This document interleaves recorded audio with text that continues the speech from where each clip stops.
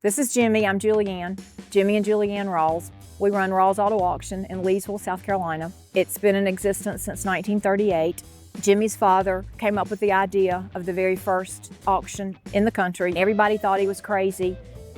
He didn't care. He was an entrepreneur, and it worked. It took a while. It took a while to get off the ground, but he stuck with it. In 1976, Jimmy moved the auction down to the interstate at its current location. I'm impressed by that because he was a very young man when he did that. He was only 34 or 35 when he started construction, when he bought that property and started construction on the facility we're currently operating out of.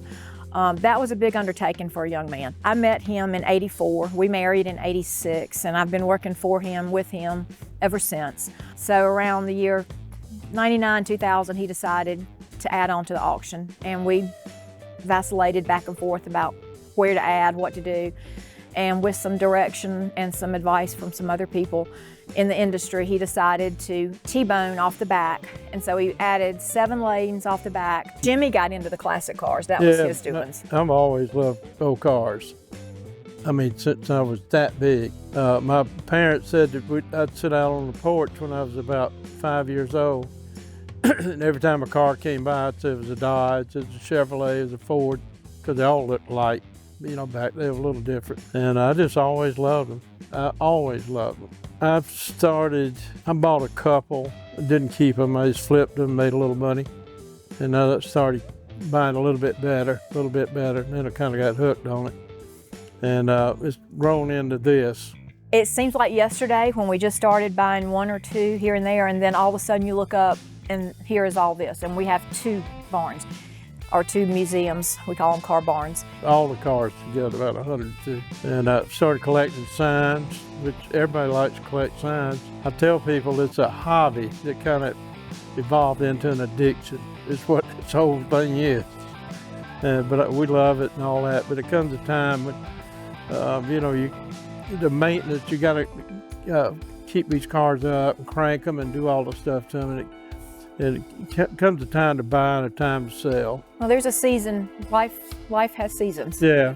And we're in a different season right now from collecting. However, I have told him that more than likely when all these cars are sold, he's going to start buying again. No. Because he can't help himself. But I like them all. I mean, every car in here and then over there has a story. And I know the story. You get attached to them, and I know everybody's got a collection of cars you get attached to them. I couldn't sell one. You know, I brought a few people that want to come up and look at the cars and start walking. I said, let me tell you before we go, nothing's for sale, nothing's for sale. Jimmy likes the muscle cars. He knows all about them. I go for the glitz. I like the 50s look and all the colors and chrome and all that. So I wanted that car, so we started bidding on it. There was a guy bidding against us, and he did. After it was over, he told Jimmy, he said, I wasn't going to go any further. It would have been yours, one more bid. But anyway, we went back the next year, and the car was there for sale, and we bought it, and we still have it. Yeah, all the way home, that trip, she said, one more bid you could have bought. We could have bought the car. When I was younger, I liked to collect and sell. Now, as you get older, you don't want to sell them. You just want to collect.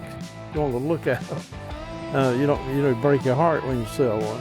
And we've enjoyed it. I know we're going to sell the cars, we're going to miss them, just like you would a horse or anything else you had. Yeah, it's just a piece of history.